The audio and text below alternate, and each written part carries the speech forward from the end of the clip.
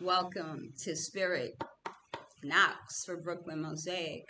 So I'm here with the third part of this series, and I left off talking about why I left the Bruford Herbal Clinic. So first of all, there were issues with hygiene, and I put some protocol in place to exercise a universal standard of cleaning. I would bleach out all the buckets that were touched by the patients, make sure they had fresh water. I would wash the cups and soap and then soak them in bleach and then rinse them. And, I put all of these things in place because they weren't doing that before. They would even let people come from the street and drink from the same cups that the patients are using to have a cup of water. I'm like, you can't do that. I recommended that they buy bleach because that is the cheapest thing to get here to really sanitize with. I'm like, if you run in a hospital setting, you have to have certain standards.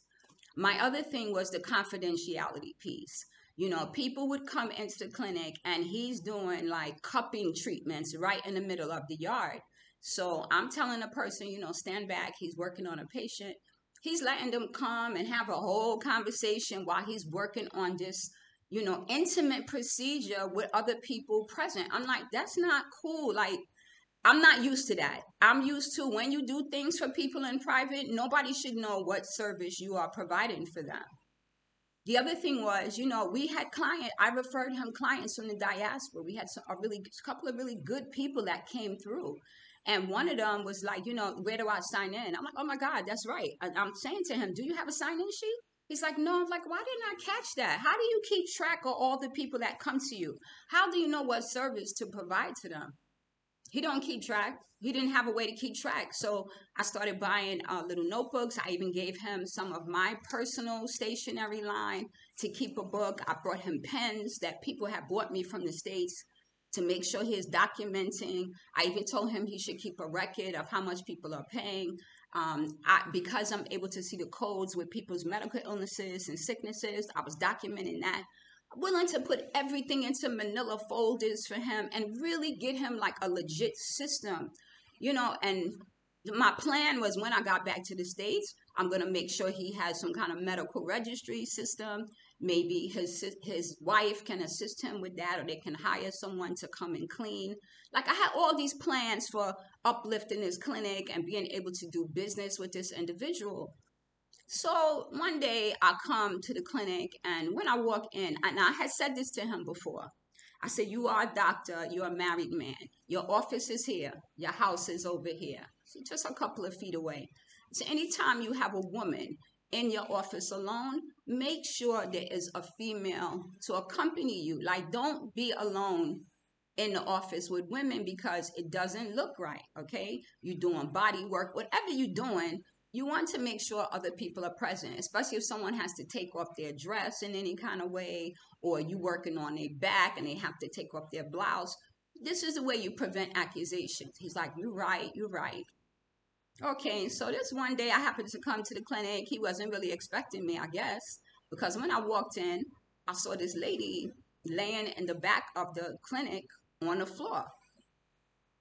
And he came out like, with his chest all bold, like, you don't need to go inside. And when I looked to see why I didn't need to go inside, I see the lady on the floor, like adjusting her hair, her wrap, because I couldn't see past the desk. But I was like, see, that's what I'm talking about. That I don't even know what was going on, but because I'm empathic, I can tell you what I felt was going on, and it was inappropriate. Okay? I didn't say nothing. I went back into the area where his wife was cooking. I went to help her prepare a meal. And he came in there later and he's like, oh, you still here? I said, yeah, I'm helping Sarah. Oh, you helping her cook the food? I said, yeah, I'm helping her fix. I think she was making domino that day. So I helped her make the dish, and I learned how a different way to make it. And she's an excellent cook, but also part of the shenanigans. Now I realized that. Then one day I'm sitting in his office. It's lunchtime. His wife brought us a plate of food. We are sitting there eating. I'm sitting in a chair. He's sitting in the middle. The other lady's sitting on the other side. So I'm thinking, why did he choose to sit with the three of us like this instead of him sitting on the other side of the table? You know, like that didn't make sense to me, but it's his choice, it's his food, so I'm not arguing. I just felt like we didn't need to be squeezed up like that when there's a table between us. So I'm sitting there, and all of a sudden, I'm feeling like I want to get up, but I can't get up. I'm like, what the fuck? What is this? What is this that I want to get up? Then this feeling flushed over me like jealousy, like he's talking to her. And I said to myself, why would you care if he's talking to her when you don't even like him? I said, oh, they slipping something in the food and the tea. He always so urgent, have a cup of tea, have a cup of tea. First it started with just water and lime. Oh, just have some water and lime every morning. It's good for your system. You're absolutely right. Water and lime is good. But now you switch the tea to some other type of tea. And I'm like, oh, what kind of tea is this? And every morning it's the same kind of tea. Oh, it's good for your system. Who's going to resist the herbal tea? Okay, let me drink this herbal tea. But then the tea ain't working on me because I'm designed that way. So now I'm like, you know what? He's acting a little different, and he's a little abrupt when I answer him questions.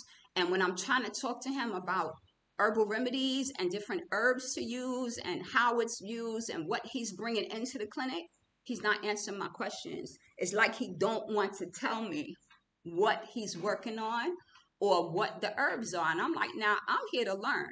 I know the herbs from the way I learned them. And I'm still learning them, but God is teaching me. I don't need you. I'm here because we're supposed to be teaching each other. You work with the bark of the tree. I work with the leaves. So let's collaborate. So I'm starting to feel like he's just acting a little shady. He would come sometime, he would be like, Andrea, and on a low, he would hand me like 500 Dalasi for the week. I'm like, thank you. You don't have to do that. I don't come here to get paid. And if I was coming to get paid, 500 Dalasi wasn't going to do it for the whole week. But I thought that was very sweet that he made the gesture. But I can tell you for a fact, I know I bought in this man over 30,000 Dalasi, if not more. So for 4 or 5 weeks, 500 Dalasi. One time, 1,000 Dalasi from that big deal, you know. And I just was like, whatever. That's not what I'm here for. This is for the clinic. Like, I am committed to the mission of the clinic, okay? Well, honey, that wasn't enough. Because this man's thing was, I want to control you. I'm going to bind you, whether it be for a wife, for your finances, or for a sacrifice. Another time, I saw a group of men gathered around when I came into office, and I just kind of looked. And I said, oh, these must be the guys from the circumcision thing, because I know they had a big ceremony coming up. So nobody spoke. They just all stared at me as I walked by. And it was a little off-putting. I said bye, and then I went to say bye to his wife, and I left. They had the big circumcision thing. I don't know if y'all saw the pictures that I put up of the circumcision in Bruford. It was packed. It was crowded. It was all these things. Okay. So in this moment, this is when I decided I'm going to back off. I used to go every day. Every day for like 3 months, I went without a break. I would be there from 8 in the morning to like 4 in the afternoon. I'm having breakfast and lunch with them. I'm cleaning up everything that was used. I'm preparing everything in the morning. After 3 months, I said, you know what? I'm not going to go as often. I will go less. I need time for me. And I started getting back more into nature.